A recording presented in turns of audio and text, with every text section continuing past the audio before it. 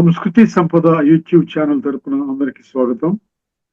శ్రీమద్ భగవద్గీత ఆధ్యాత్మిక రహస్యాలు శీర్షికలో శ్రీ త్రినాథ్ గారు ధారావాహిక ప్రసంగం చేస్తున్నారు. వారి ధారావాహిక ప్రసంగంలో ఈరోజు 591వ ప్రసంగం చేస్తున్నారు. శ్రీ త్రినాథ్ గారికి స్వాగతం. నమస్కారం అండి. ఓం శాంతి. శ్రీమద్ భగవద్గీత ఆధ్యాత్మిక రహస్యాలు ఈ యొక్క కార్యక్రమాన్ని వీక్షిస్తున్నటువంటి సోదర సోదరులందరికీ కూడా హార్దిక స్వాగతం వస్తున్నారు. ముందుగా మనం ఆధ్యాత్మికము ధార్మికము ఈ విషయం మీద మనం చర్చించుకుంటున్నాం. ఈ ఎపిసోడ్లో కూడా ఒక ముఖ్యమైన విషయాన్ని మనం చర్చిద్దామండి. మామూలుగా శ్రీమద్ భగవద్గీత ఆధ్యాత్మిక రహస్యాలు అని చెప్తున్నాం. ప్రపంచంలో ఎవరు కూడా మీకు చెప్పరు. ఆధ్యాత్మిక రహస్యాలు అన్న టాపిక్ మీద ఎక్కడా కూడా మీకు ఈ చర్చ జరగదండి. ఎందుకంటే భగవంతుడే చెప్తున్న విషయాలు కాబట్టి. భగవద్గీతలోనే గుహ్యత అన్న పదం ఉంది, రహస్యం అన్న పదం ఉంది. అర్థమైందండి? అంటే గీతలోనే భగవంతుడు చాలా స్పష్టం చేయడం జరిగింది. భగవద్గీతని మామూలుగా మీరు చదువుకుంటే అర్థం కాదు, అందులో లోతైన తత్వం ఇమిడి ఉంది. ఆ తత్వం అర్థం కావాలి అంటే మీకు అందులో ఉన్నటువంటి రహస్యాలు దాన్ని ఛేదించాలి. అర్థమైందండి? ఆ మిస్టరీస్ని మనము అన్లాక్ చేయాలి. అవన్నీ లోపల మిస్టరీస్ అంటే ఏమిటి? దాగి ఉన్నాయన్నమాట. ఆ దాగి ఉన్న విషయాన్ని వెలికి తీయాలన్నమాట. అది ఇది గుహ్యతమం శాస్త్రం ఇవం పరమం గుహ్యం. ఏంటి? గుహ్యాతి గుహ్యం సర్వగుహ్యమం గుహ్యతమం రాజవిద్య రాజగుహ్యం. ఎందుకంటే మీకు ఈ దృష్టికి మాటి మాటికి తీసుకురావడం జరుగుతుంది అంటే గుర్తించాలండి, తప్పదు. ఈ సంక్లిష్ట సమయం అంటున్నాడు భగవంతుడు 7:19లో. 7:3లో కొద్ది మంది మాత్రమే ఈ విషయాన్ని అర్థం చేసింది. ఎందుకంటే వీళ్ళే ఈ రహస్యాలు తెలుసుకుంటారనమాట. ఈ కొద్ది మంది మాత్రమే. కరెక్టే, భగవంతుడు చెప్పిన దాంట్లో ఎక్కడైనా తప్పుందా? ఆయన స్వయాన్ని ఆత్మగా అనుభవం చెయ్యండి అంటున్నాడు. స్వయం ఆత్మనే కదా.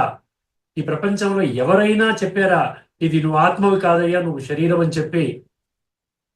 అంటే భగవంతుడు సత్యం అండి.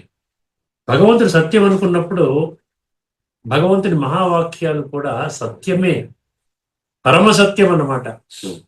ఇప్పుడు ఈ రహస్యాలు ఎవరికి ఇంట్రెస్ట్ కలుగుతుందంటే, ఏ వర్గం వాళ్ళకి ఇంట్రెస్ట్ కలుగుతుంది అంటే, వాళ్ళకి ఒక ప్రశ్నకి సమాధానం దొరకదు. ఏమిటండి ఆ ప్రశ్న? అనేక ప్రశ్నలకు ఏ ప్రశ్నకి సమాధానం దొరకదు. అందులో ఒక ముఖ్యమైన ప్రశ్నకి వాడు ఎంత పరిశోధన చేసినా బుర్ర చించుకున్నా సమాధానం దొరకదు. ఏమిటండి? ప్రపంచం ఎందుకు దిగజారిపోతుంది? ఎందుకు దిగాలి? అసలు ఎక్కకూడదా? నియమేమైనా ఉందా? అంటే మనిషి మనిషిగా జీవించకూడదా? మనిషి మృగములాగా జీవించాలా? అసలు ఎక్కడి నుండి వచ్చాయి ఈ విషయ వికారాలు? ఎక్కడి నుంచి వచ్చాయి? విషయ వికారాలని మంచి గుణాలను ఎక్కడైనా ఏ శాస్త్రమైనా చెప్పిందా? కామము, క్రోధము, లోభము, మోహము, అహంకారము అది ఎక్కడా కూడా చెప్పలేదు కదా. విషయ పంచ వికారాలు 5 వైసెస్ అని అన్నారు కదా. ఇప్పుడు చరిత్ర పోతే మొత్తం పోతుంది. If character is lost everything is lost అంటారు. ఇవన్నీ ఒప్పుకుంటారు. హెల్త్ ఈజ్ వెల్త్ అంటారు. అర్థమైందండి? ఇప్పుడు ఇవన్నీ కూడా ఇన్ని రకరకాల సాధనాలు, ఇన్ని రకరకాల భక్తి మార్గంలో ఇంత హైయెస్ట్ పిచ్లో పెడుతోంది కదా. అర్థమైంది? ఎంతమంది ప్రవచనకారులు, ఎంతమంది విశిష్టమైనటువంటి వ్యక్తులు, ఎంతమంది సాధువులు, సన్యాసులు, సంతులు, ఋషులు, మునులు, మహామండలేశ్వరులు, జగద్గురువులు, పీఠాధిపతులు వీళ్ళందరూ ఉద్బోధన చేస్తున్నారు కదా సమాజాన్ని ఉన్నతమైనటువంటి మార్గంలో పెట్టడానికే కదండి వీళ్ళ యొక్క శక్తులన్నీ వడ్డీ వాళ్ళు చేస్తున్నారు. అయినా ప్రపంచం పడిపోతుంది ఎందుకు? ఈ ప్రశ్నకి సమాధానం ఇది నాకు ఖచ్చితంగా కావాలి అనుకున్న వాళ్ళు మాత్రమే ఈ రహస్యాలకి ప్రభావితం అవుతారండి. మిగతా వాళ్ళు మామూలుగా ఇది ఏదో ఒక ప్రవచనంలాగా ఇది కూడా ఈ చెవిత వింటారు, ఈ చెవిత విడిచిపెట్టేస్తారు అంతే. సాక్షాత్తు భగవంతుడే దిగి వచ్చి చెప్పినా, అర్థమైందండి? ఆ విధంగా వచ్చినా కూడా సాక్షాత్ బ్రహ్మనే దిగి వచ్చే బ్రహ్మవాక్ అంటారు చూసారా? పరబ్రహ్మ స్వరూపం భగవంతుడే దిగి వచ్చినా కూడా నేను ఏమి చలించను, ఎటువంటి చలించను. అందుకని భగవంతుడు అంటున్నాడు బుద్ధి నేత్రాన్ని తెరుచుకొని మీకు అర్థమవుతుంది. ఇప్పుడు ఇన్ని లక్షల సంఖ్యలో మనకి ప్రవచనాలు ఆల్ ఓవర్ ద ప్రపంచం అంతా తీసుకుంటే ప్రతి ధర్మంలో ధర్మానికి ముఖ్యులైనటువంటి వాళ్ళు స్కాలర్స్ అనండి, లేకపోతే సెయింట్స్ అనండి, సెయింట్స్ అంటే వీళ్ళు సాధువులు, సంతులు అనండి, ప్రతి ఒక్కరూ ఉద్బోధనలు చేస్తున్నారు. ప్రతి ఒక్క ఉద్బోధనకి కొన్ని వేల సంఖ్యలో, ఒక్కొక్క దగ్గర లక్షల సంఖ్యలో అటెండ్ అవుతున్నారండి. మళ్ళీ ఒక్కొక్క రిలీజన్కి టీవీ ఛానల్స్ ఉన్నాయి, రిలీజియస్ ఛానల్స్ ఉన్నాయి. ప్రతి ధర్మానికి రిలీజియస్ ఛానల్స్ ఉన్నాయి. ఇప్పుడు వర్తమానంలో అయితే అందుబాటులో ఉన్నాయి. ఇప్పుడు మనం అర్థం చేసుకోవాల్సిన విషయం ఏమిటంటే, ఈ సాధువులు, సంతులు లేక ఈ యొక్క స్కాలర్స్ ఎవరైతే ఉన్నారో, ప్రవచనకారులు, ప్రవచనకర్తలు ఉన్నారో, ఎందుకు మానవాళిని సకారాత్మక మార్గంలోకి పెట్టలేకపోతున్నారు? అర్థమైందండి. ఎందుకు వాళ్ళని మంచిగా తయారు చేయటం లేదు? మనుషులుగా జీవించండి అయ్యా, దివ్య గుణాలను అలవాటు చేసుకోండి, చెడుని విడిచిపెట్టండి, అర్థమైన విషయ వికారాల వలయం నుండి బయటికి రండి, ఆ విధంగా చెప్తున్నప్పటికీ కూడా వీళ్ళు ప్రభావితం కావటం లేదు. ఎక్కడా చర్చ జరగటం లేదు. అవునండి, పలానా ప్రవచనకారుడు ఈ విధంగా చెప్పాడు, మనం దీన్ని మారాలి, పరివర్తన చెందాలి, ఇటువంటి చర్చ జరగటం లేదు ఎక్కడా కూడా. వినడానికే వెళుతున్నాం. విని మన జీవితాన్ని పరివర్తన చేసుకోవడానికి, ఆ విధంగా మంచి మార్గంలోకి వెళ్ళడానికి వినడం లేదు. కాస్త విన్నటువంటి ఆ గంట, 2 గంటలు లేక 3 గంటలు ఆ సమయం అక్కడ కూర్చున్నంతసేపు కాస్త మనశ్శాంతి ఉంటుంది, కాస్త మంచి విషయాలు చెప్తారు అని వెళ్తున్నాం. దీనికి మూల కారణం మనకి ధార్మిక జగత్తులో దొరకదండి. దీని ముఖ్య కారణం ధార్మిక జగత్తులో దొరకదు, గుర్తుపెట్టుకోండి. ఎందుకంటే ఇప్పటిదాకా దొరకలేదు కదా. ఇప్పుడు కొత్తగా దొరికేది ఏముంది? ఆధ్యాత్మిక దృష్టికోణములో అర్థమవుతుంది. ఏమర్థమవుతుందండి? ఇవన్నీ కూడా ఏ ప్రవచనాలు అనండి, ఇప్పుడు యూట్యూబ్లో తీసుకుంటే ఎంతో మంది వేల సంఖ్యలో, మీరు అనుకుంటే లక్షల సంఖ్యలో వీడియోస్ ఉంటాయి. ప్రతి ధార్మిక గ్రంథం మీద మీరు ఏదైనా కొట్టండి, దాని మీద వీడియోస్ ఉంటాయి.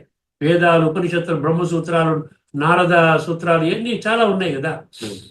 మహాభారతం, రామాయణం, అనేక పర్వాలు, భగవద్గీత, అనేక గీత అధ్యాయాలు, శ్లోకం ప్రకారం ఎంతో మంది వ్యాఖ్యానాలు, ఇవన్నీ జరుగుతున్నా ఎటువంటి ప్రభావితం చేయలేకపోతున్నారు. ప్రజల్లో చైతన్యం రావటం లేదు. చైతన్యం రావడం అంటే ఏంటంటే, వాళ్ళు చేసేటువంటి కర్మలలో సాత్వికత రావటం లేదు. అంటే చెడు కర్మల్ని విడిచిపెట్టడం లేదు. మంచి కర్మలు చెయ్యాలనేటువంటి ఒక సత్సంకల్పం, ఒక దృఢ నిశ్చయం కలగటం లేదు. యథాతథిగా ఇంకా ఎక్కువ చేస్తున్నారు కూడా. అర్థమైందండి? ఎన్నో ఇప్పుడు స్కామ్లు, స్కాండల్స్ జరుగుతున్న వాళ్ళు మందిరాలను కట్టించారు. లేకపోతే భగవంతుడికి ఒక డైమండ్ క్రౌన్ అంటారు, ఎన్నో కోట్లు, 40 కోట్లు 50 కోట్లు పెట్టి ఆ విధంగా చేయించారు. అటువంటి వాళ్ళు కూడా సంస్కారం పరివర్తన చేసుకోవడం లేదు, డివినిటీ తెచ్చుకోవడం లేదు.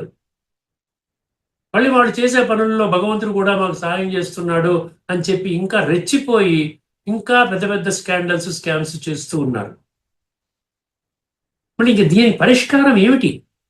దీనికి పరిష్కారం పరమాత్మ స్వయముగా వచ్చి, నేను ధర్మస్థాపన చేస్తాను, అధర్మము ఉత్థానవస్థకి వెళ్ళిపోయినటువంటి స్థితి, ఈ రకంగా మీరు ఎన్ని మార్గాల్లో వెళుతున్నారు, అన్ని మార్గాలు కూడా దానికి ఈ సత్య మార్గంలో వెళ్ళడానికి దారి తీయటం లేదు. సత్యము ఏమి చెప్తోంది? కేవలం అసతోమా సద్గమయ్య, తమసోమా జ్యోతిర్గమయ్య అనుకుంటున్నారు, కానీ ఆ సత్యం ఏం చెప్తోంది? సత్యం ఏం చెప్తోంది? నీ మూల స్వరూపము నువ్వు ఆత్మవి అని చెప్తోంది. నా ఒంట్లో బాగోలేదు అంటే నువ్వు ఆత్మవి, ఒళ్ళు నాది. నా కంట్లో నలుసు అంటే కన్ను నాది. నేను కన్ను కాదు, నేను చేతులు కాదు, నేను ఒళ్ళు కాదు, నేను గుండె కాదు, నేను ఊపిరితిత్తులు కాదు, నేను మోకాళ్ళ చిప్పలు కాదు, నేను బ్రెయిన్ కాదు, నా తలకి నొప్పిగా ఉంది, నా గుండెకి బైపాస్, నా కిడ్నీలో రాళ్ళు. నేను ఎవరిని అన్న ప్రశ్నకి ఎక్కడా కూడా మన శాస్త్ర అధ్యయనంలో కానీ, ఈ విధంగా శాస్త్రకారుల ప్రవచనాలలో కానీ ఈ యొక్క ముఖ్యమైన విషయంపై చర్చ లేదు. ఎందుకు లేదంటే వాళ్ళు కూడా తెలియదు కదా. ఆత్మానుభవము, ఒక మనిషి దేహాభిమానములో ఉన్నటువంటి మనిషి ఇంకొక దేహాభిమానములో ఉన్న మనిషికి ఆత్మాభిమానాన్ని, ఆత్మ యొక్క అనుభూతిని, ఆత్మ అనుభవాన్ని కలిగించలేడు. ఇది ఒక ఫార్ములా. భగవద్గీత ఒక సైన్స్ అండి. భగవద్గీత ఓన్లీ పఠన పారాయణ శ్రవణ ప్రచార ప్రసారం కోసం వినియోగించుకునే శాస్త్రం కాదండి. ఇది తిరుగులేని తిరస్కరించలేని సత్యము. అర్థమైందండి. అందువలన ఏమవుతుంది, ఎవరికైతే ఆత్మజ్ఞానము లేదో వాళ్ళు ఇతరులకు ఆత్మజ్ఞానాన్ని ఆత్మ అనుభూతిని కలిగించలేరు. ఆత్మ అనుభూతి కలిగించినంత వరకు మనలో ఒక పరివర్తన రాదు, సకారాత్మక పరివర్తన రాదు, దివ్య గుణాల ధారణ చెయ్యలేము. భగవంతుని శక్తులు, దివ్య శక్తులు, డివైన్ పవర్స్, డివైన్ వర్చ్యూస్ అంటాడు కదా. 26 దివ్య గుణాల గురించి ప్రస్తావన 16వ అధ్యాయంలో మొదటి 3 శ్లోకాల్లో ఉన్నది. మళ్ళీ యద్యద్ ఆచరతి శ్రేష్ఠ అని 3:21, ఏమే మతం నిత్యం అనుతిష్టంతి మానవ అంటూ 3:31లో నిత్యం అనుతిష్టంతి అనుభవం చెయ్యాలి. ఏమే మతం అంటే శ్రీమతము, నా మతం ఈ నా మతము, ఈ నా మతం అంటే శ్రీమతము.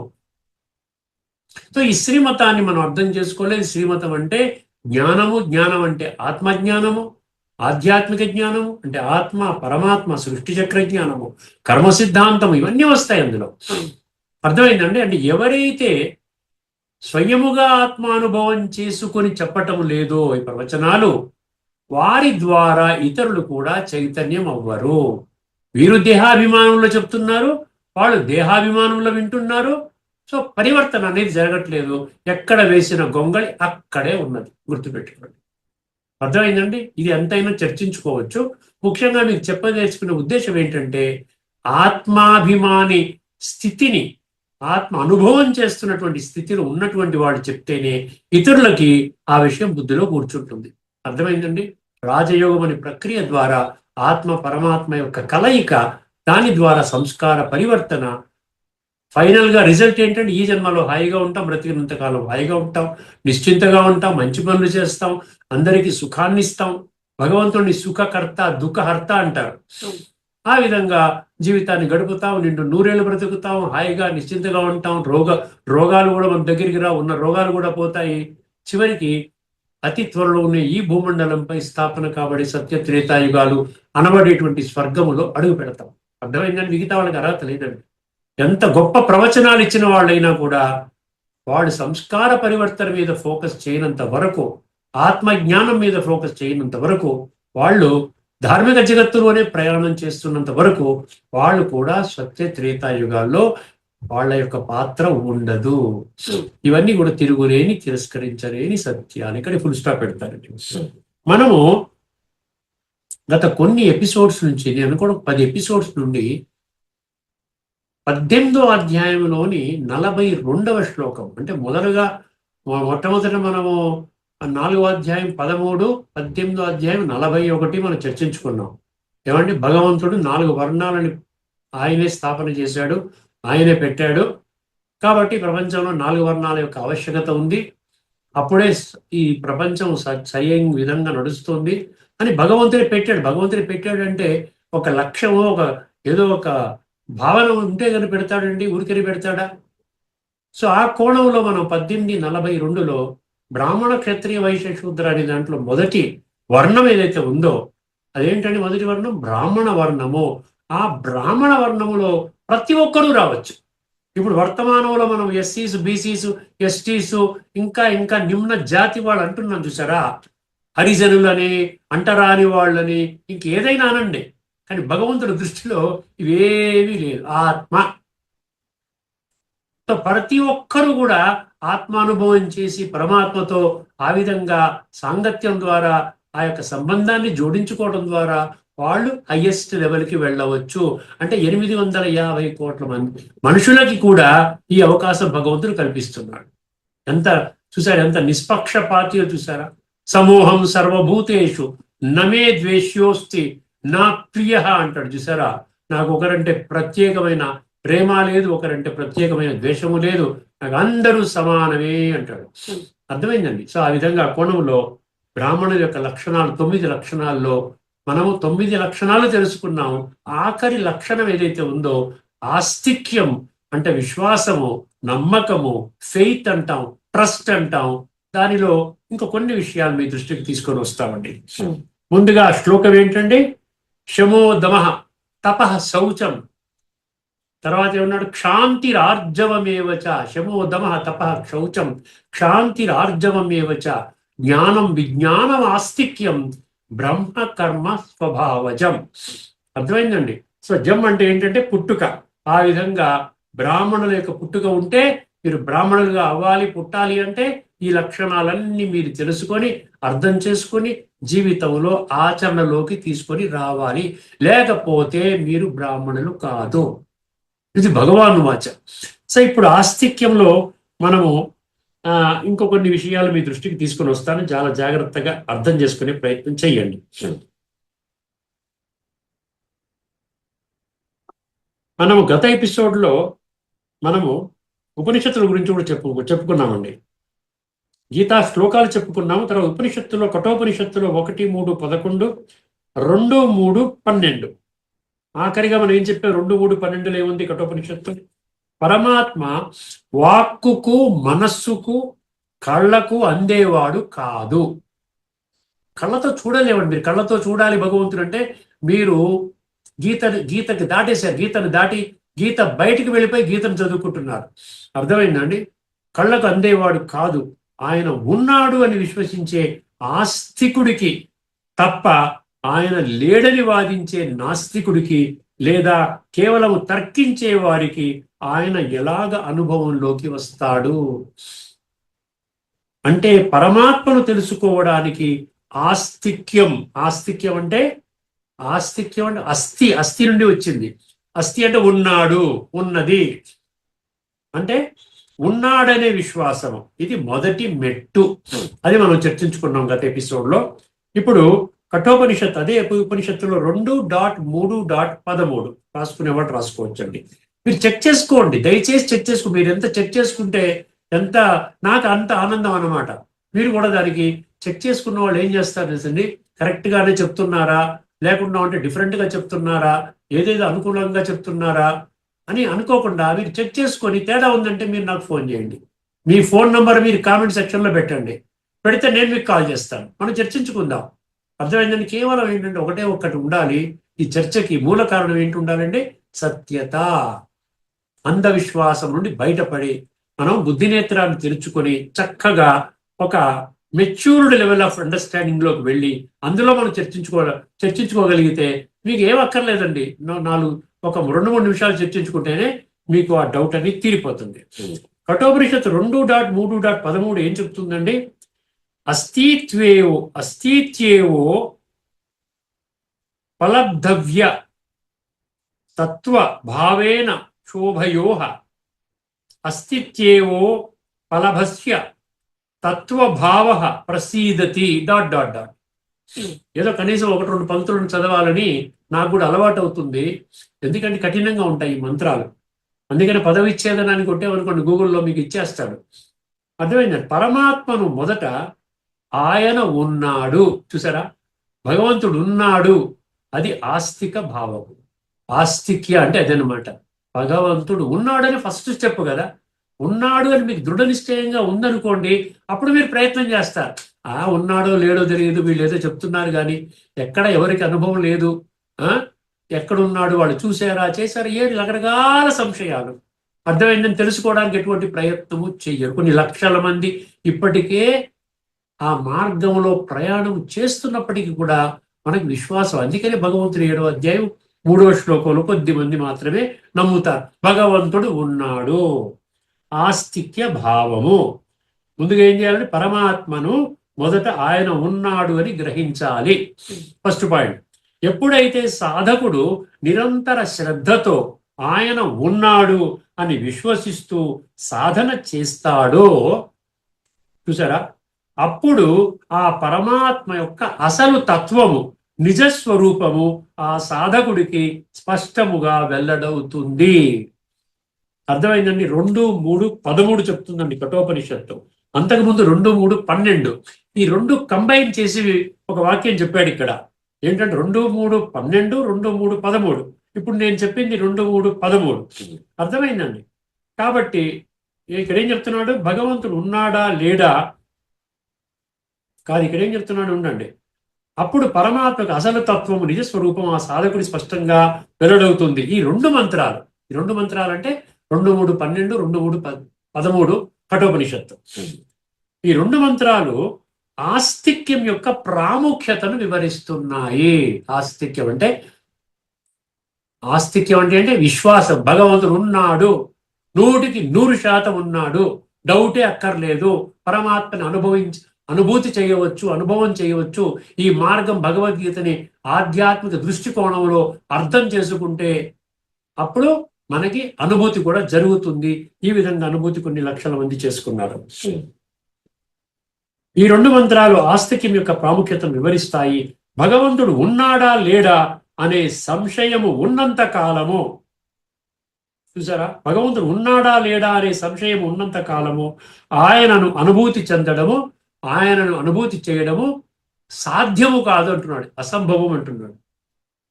ఉన్నాడా లేడా కూడా నాకు తెలియదు, ఎటువంటి ప్రయత్నం చేయదు. క్యాజువల్ అప్రోచ్ అనమాట. అన్ని తేలికగా తీసుకుంటాను. మిగతా భౌతికంలో సినిమాకు వెళ్ళాలనే దాన్ని చాలా సీరియస్గా తీసుకుంటాను. సీరియల్స్ చూడాలి, క్రికెట్ మ్యాచ్ చూడాలి, అన్ని సీరియస్గా తీసుకుంటాను. కానీ భగవంతుని విషయంలో మాత్రం అంత సీరియస్గా ఉండదన్నమాట, తేలిగ్గా తీసుకుంటాను. అనుభూతి చెందడం సాధ్యము కాదు. కాబట్టి భగవంతుడు ఉన్నాడనే దృఢ విశ్వాసము అంటే ఆస్తిక్యముతోనే ఆయనను తెలుసుకోవాలి. ముఖ్య సూత్రము అస్థి. అస్థి అంటే ఉన్నాడు. ఆస్తిక్యంలో అస్థి అనే భావన నుండే జ్ఞానం ఉదయిస్తుంది. అప్పుడు జ్ఞాన మార్గంలోకి వెళతాం. అంతవరకు ఈ భక్తి మార్గంలో ఉన్నవాళ్ళు కూడా అక్కడ మనకి కొంచెం వెలుగుతుంది, వాళ్ళ బుద్ధినేతను తెరుచుకుంటుంది. అప్పుడు ఏం చేస్తారు, ఒక్కసారి జ్ఞానం అర్థం చేసుకోవాలి అనుకుంటారు. తర్వాత నెక్స్ట్, ఇది ఎక్కడ కఠోపనిషత్తు 2, 3, 12, 13 జాగ్రత్తగా గమనించండి, చాలా క్లియర్గా చెప్పాడు. శ్వేతాశ్వతర 6.23 యస్య దేవే పరాభక్తి యథా దేవే తదా గురౌ తస్యైతే కథితా యర్థాః ప్రకాశంతే మహాత్మనః. ఎవరికైతే పరమాత్మ పట్ల అత్యున్నతమైన భక్తి శ్రద్ధ ఉంటుందో, చూసారా, అక్కడ ఆస్తిక్యం అంటే శ్రద్ధ, భక్తి అంటే శ్రద్ధ, శ్రద్ధతో కూడుకున్న భక్తి అనమాట. భక్తి శ్రద్ధలు, శ్రద్ధాభక్తులు అంటాం కదా. ఎవరికైతే పరమాత్మ పట్ల అత్యున్నతమైన భక్తి శ్రద్ధ ఉంటుందో, గురువు పట్ల కూడా సమానమైన గౌరవం ఉంటుందో. గురువు అంటే ఏంటి? గురువు అంటే తత్వజ్ఞాని. అర్థం చేసుకోండి, మళ్ళీ మామూలు గురువులు కాదు, దేహాభిమానంలో ఉన్న గురువులు కాదు. ఆత్మతత్వాన్ని అర్థం చేసుకొని ఆత్మానుభూతి చేసుకున్నటువంటి వాళ్ళని అన్నమాట. ఇప్పుడు చెప్పాను కదా, కొన్ని లక్షల మంది ఉన్నారు, వాళ్ళు మాత్రమే మీకు ఈ యొక్క ఆత్మజ్ఞానాన్ని, పరమాత్మ తత్వాన్ని వివరిస్తారు. సత్యమైన గురువులు అంటే వారే అన్నమాట. అర్థమైందండి? ఎవరికైతే పరమాత్మ పట్ల అత్యున్నతమైన భక్తి అంటే శ్రద్ధ ఉంటుందో, గురువు పట్ల కూడా సమానమైన గౌరవం ఉంటుందో, అటువంటి మహాత్ములకు మాత్రమే ఉపనిషత్తులలో చెప్పబడిన గూఢార్థాలు అనుభవంలోకి వస్తాయి. ఒక స్టేట్మెంట్ ఇచ్చేశాడు. ఉపనిషత్తులు కూడా ఇదే చెప్తున్నాయి. సారాంశం ఏంటండి? గీత ప్రకారము ఆస్తిక్యం అనేది ఒక దైవీ గుణము మరియు నిరంతర సాధనకు పునాది. ఆస్తిక్యం లేకుండా అసలు ముందుకు వెళ్ళలేవండి. ఒక అడుగు కూడా ముందుకు వెళ్ళాలి. ముందు మనకి నమ్మకం ఉండాలి కదా, విశ్వాసం ఉండాలి కదా. భగవంతుడు ఉన్నాడు అని మనకి 100% మీకు అర్థమైంది అనుకోండి, అప్పుడు దానికోసం సమయాన్ని కేటాయిస్తారు. కఠోపనిషత్తు 1.2.23 ఇదే మంత్రము ముండక 3.2.3. కఠోపనిషత్తు 1.2.23, ముండక ఉపనిషత్తు 3.2.3. నాయమాత్మ ప్రవచనేన లభ్యో న మేధయ న బహూనా శ్రుతేన యమే వైష వృణుతే తేన లభ్య తస్యైష ఆత్మ వివృణతే తనోం స్వాం. ఇది చాలాసార్లు మనం చర్చించుకున్నాము. చాలా ముఖ్యమైన విషయం అండి. అందుకనే నేను రిపీటెడ్గా ఇది అంశం వచ్చినప్పుడు నేను చర్చిస్తున్నాను. ఈ ఆత్మజ్ఞానము కేవలము ఉపన్యాసాల వలన కానీ, మేధస్సు వలన కానీ, ఎక్కువ శాస్త్రాలు చదవడము లేక వినడము వలన కానీ లభించదు. అండర్లైన్ చేసుకోండి, ఆత్మజ్ఞానం లభించదు. ఎవరు నిజమైన తపన, శ్రద్ధ, భక్తితో ఆత్మానుభవం కోరుకుంటారో వారికి మాత్రమే ఆత్మ తన స్వరూపాన్ని వెల్లడిస్తుంది.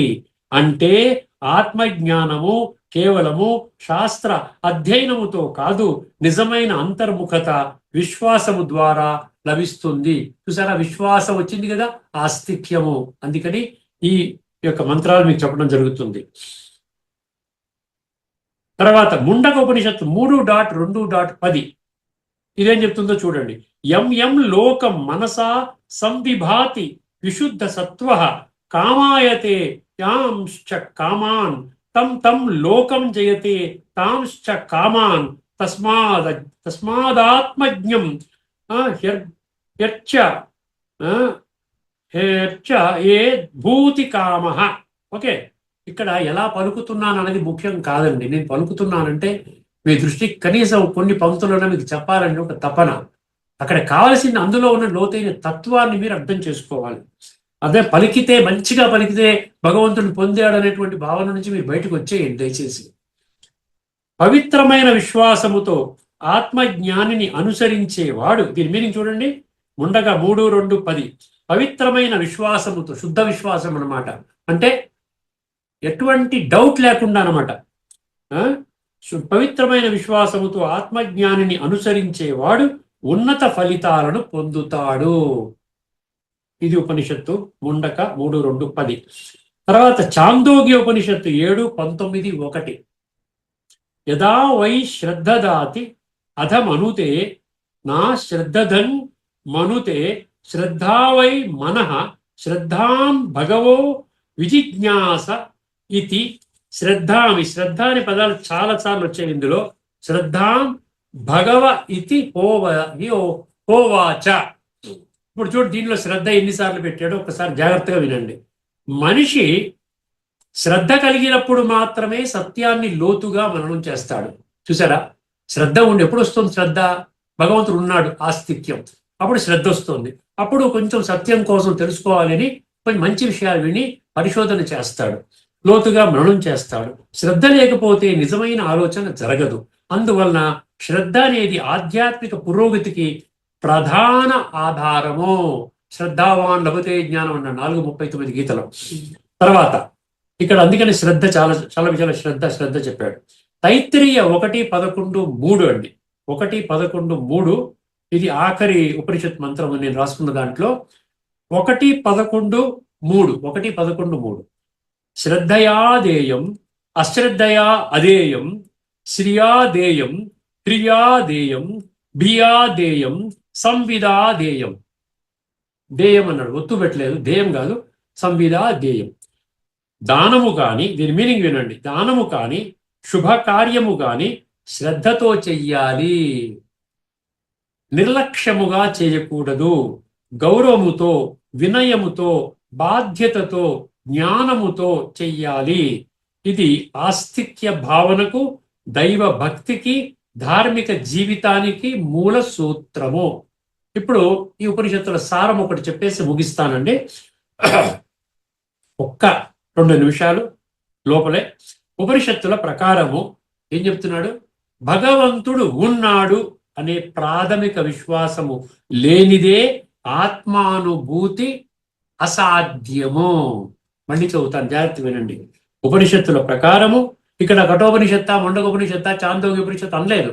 ఉపనిషత్తుల ప్రకారము భగవంతుడు ఉన్నాడు అనే కొటేషన్లు పెట్టాడు. ఉన్నాడు అనే ప్రాథమిక విశ్వాసము లేనిదే ఆత్మానుభూతి అసాధ్యము. ఆధ్యాత్మిక దృష్టికోణం ఏంటి? ఆస్తిక్యం అంటే పరమాత్మ ఉనికి పట్ల సంపూర్ణ విశ్వాసము. పరమాత్మ ఉనికి పట్ల సంపూర్ణ విశ్వాసము అంటే భగవంతుడు ఉన్నాడు, ఆయన శక్తి ఈ ప్రపంచాన్ని నడిపిస్తుంది. భగవంతుడు సర్వవ్యాపి కాదు, భగవంతుడి శక్తి సర్వవ్యాపి. అర్థమైందండి? నడిపిస్తుంది. ఆయనతో సంబంధాన్ని జోడించటము సాధ్యము. సారం ఏంటంటే ఆఖరి మహావాక్యము, ఆస్తిక్యం అంటే భగవంతుడి పట్ల అనుభవంతో కూడిన విశ్వాసము. భగవంతుడి పట్ల అనుభవంతో కూడిన విశ్వాసం. ఇక్కడతో మనం ఈ చర్చను ముగించుకుందామండి. తదుపరి ఎపిసోడ్లో, ఒకే ఒక ఎపిసోడ్లో మొత్తము 9 లక్షణాల యొక్క సమరైజ్ చేసుకుని మనము తదుపరి ఎపిసోడ్లో మనం చర్చించుకోబోతున్నామండి. మిస్ అవ్వకండి. ఉంటానండి. అంతవరకు సెలవు. అందరికీ నమస్కారం. లోకా సమస్త సుఖినో భవంతు. ఓం శాంతి. శ్రీమద్ భగవద్గీత ఆధ్యాత్మిక రహస్యాలు శీర్షికలో ధారావాహిక ప్రసంగం చేసిన శ్రీ త్రినాథ్ గారికి ధన్యవాదాలు. నమస్కారం.